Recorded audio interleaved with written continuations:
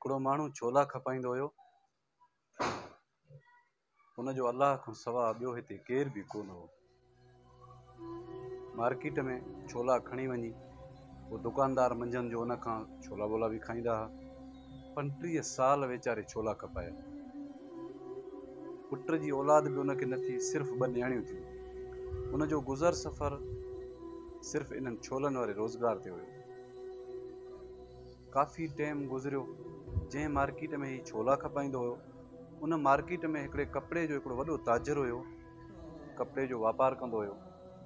उन्हीअ हिन खां पंहिंजे 2 धीअरुनि जो रिश्तो घुरियो त मुंहिंजा 2 पुट नौजवान आहिनि, कारोबार कंदा आहिनि, मां चाहियां तव्हां पंहिंजूं 2 न्याणियूं मुंहिंजे घर में ॾियो। उहो ख़ुशि बि ॾाढो थियो, छो जो मिसकीन हुयो, हुनजी हैसियत सफ़ा घटि हुई।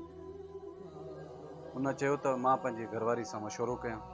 पंहिंजी घरवारी सां जॾहिं राति जो हुन वञी मशवरो कयो त 2 जो मशवरो इहो बीठो त हुनखे हा में जवाबु ॾिनो त तोसां रिश्तो कंदासीं।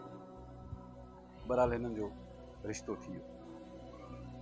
रिश्ते थियण खां पोइ अची हे परेशान थिया त असांखे त 1 रुपयो बि घर में कोन्हे, मुंहिंजी एॾी वसियत बि कोन्हे। सुभाणे अगरि ही मूंखां ॾाजो घुरे, ॾाजे में डिमांड करे त मूंखे हीअ शइ खपे, हीअ शइ खपे, त मां मिसकीन काॾों आणींदुसि। बहरहाल इन सोच हिन जी निंड फिटाए छॾी।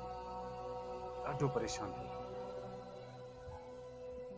आख़िर हिन जी घरवारी हिनखे हौसलो ॾिनो त अलाह पाक असां लाइ जीअं रिश्तो मोकिलियो, मदद बि उहो ई कंदो, तूं परेशान न थी।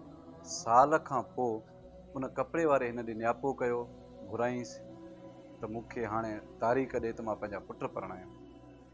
त वेतर परेशान थी वियो। आयो घर, हिकिड़ो कमिरो हुनजो ठहियल, आॻुर ते हिकिड़ी खट पियल आहे वण जे छांव में। हर अंदरि वञे, हर ॿाहिरि खट ते सुम्हे, बेचैनी अची हिनखे त हाणे मां न्याणियुनि जे ॾाजे जो बंदोबस्तु काॾऊं कयां। एॾो परेशान, इन परेशानी जे आलम में वेठो हुयो त हिन जो घर जो दरवाज़ो खड़कियो। दरवाज़ो खड़कियो, ही पक सम्झी वियो त इहो मुंहिंजो नओं रिश्तेदार, उहो ई आयो हूंदो तारीख़ वठण। वञी दरवाज़ो खोलियईं त हिकिड़ो विची उमिरि जो हमराह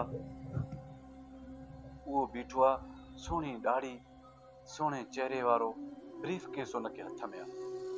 हुन अची हिनखे सलाम कयो।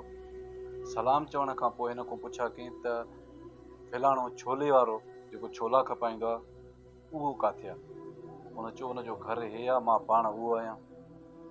चई मां तोसां कचहरी कंदुसि 2 मिंट। वठी आयुसि पंहिंजे घर ॾे, उते खट ते वेठा।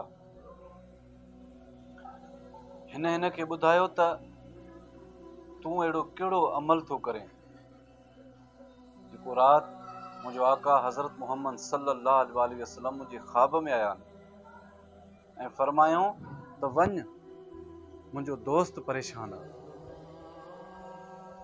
उनखे को बि रस्तो हथ नथो अचे, 2 न्याणियुनि जूं शादियूं आहिनि, वञ उनजी मदद कर, मुंहिंजे दोस्त खे परेशानी मूं कढ।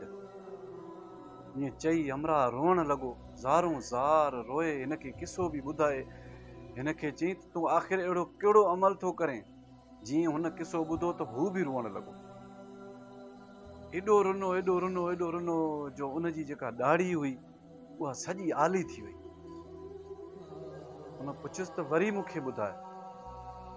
हुन चयो त मुंहिंजो अलाह गवाह त राति मूं ख्वाब ॾिठो आहे त मदीने वारो साईं फरमाइनि था त वञ मुंहिंजे दोस्त जी मदद कर, 2 न्याणियुनि जी शादी अथसि, रस्तो हथ नथो अचेसि, वञी हुनखे परेशानी मूं कढ। मां तोखां इहो ई पुछण आयो आहियां त तूं अहिड़ो कहिड़ो अमल थो करें? हुन चयो त मूंखे ख़ुदा ॾिसे थो त मां त पंहिंजे गुनाहनि में पूरो आहियां। छोला खपाए, रिज़िक हिलाल कमाए, पंहिंजे 2 न्याणियुनि खे, घरवारी खे खाराए, उन्हनि सां ई ज़िंदगी गुज़ारियां थो। अलबत्ता इहो हिकिड़ो कमु कंदो आहियां त राति ॾींहुं मुंहिंजे ज़बान ते दुरूद पाक जो विर्द हूंदो आहे। ईअं चई ॾाढो हे रुना।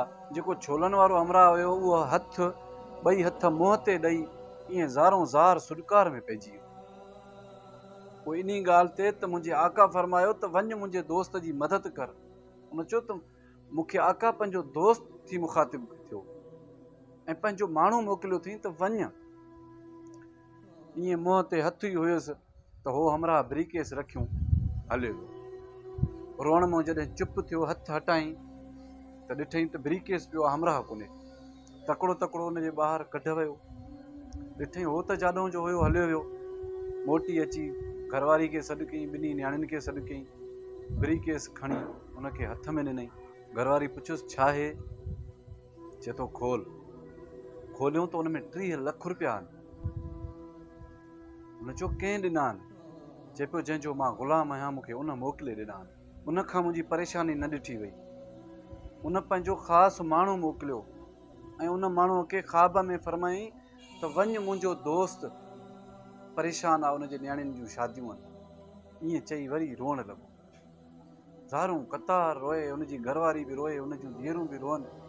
हिननि खे एॾी ख़ुशी इहा न थी जो असांखे 30 लख मिलिया। हिन शख़्स खे एॾी ख़ुशी थी जो मूंखे मदीने वारे साईं ख़्वाब में कंहिं माण्हू मोकिलियो ऐं मुंहिंजी परेशानी जे करे मूंखे ऐं उन माण्हूअ सां मुखातिब थी चई त वञ, मुंहिंजो दोस्त परेशान आहे। बहरहाल हिननि जी ठीकु ठाक असां न्याणियुनि जूं शादियूं बि थियूं। हिन पंहिंजो घर बि ठाहियो। कुराड़प वारी ज़िंदगी बि ॾाढी सुकून सां हिन जी गुज़री वई ऐं उनजो विर्द हर वक़्तु पंहिंजे ज़बान ते हूंदो। दोस्तो, अलाह पाक जो फ़रिश्तनि खे बि हुकुम थियल आहे त मुंहिंजे महबूब ते दुरूद मोकिलींदा कयो।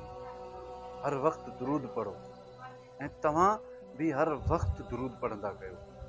अगरि दुरूद जो तोहफ़ो कंहिंखे मोकिलणु चाहियो था त मुंहिंजो हीउ वीडियो ज़रूरु शेयर कजो। पंहिंजे होस्ट शहज़ाद उमरानी खे ॾींदा इजाज़त। अलाह निगहबान।